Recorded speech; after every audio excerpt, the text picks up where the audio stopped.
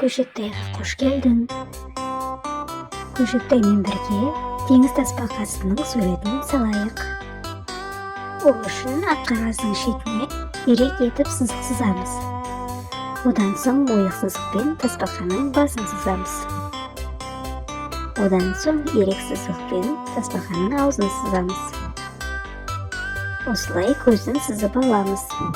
Одан соң тасбақаның арқасындағы тасын осылай ойық етіп сызамыз. Тағы да ойық сызықпен тасбақаның тасын бітіреміз. Желбезек қанаттарын ирек сызықпен сызамыз. Доғал сызықпен желбезек қанатын аяқтаймыз. Одан соң артыңғы бөлімдегі желбезек қанатын сызамыз. Денесі мен құйрығында сызып аламыз. Енді тасын бөліктерге бөліп сызамыз.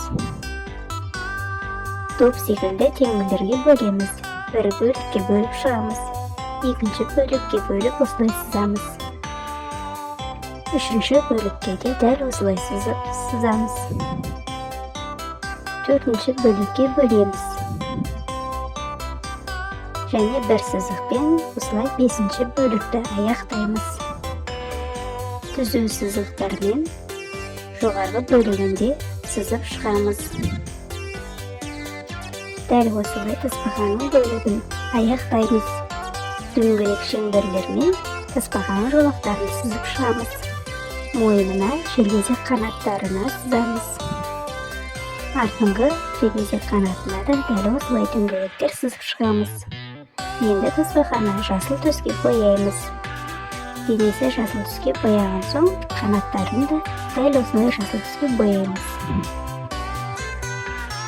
Қою қанық жасыл түспен теңбілдерін бояп шығамыз.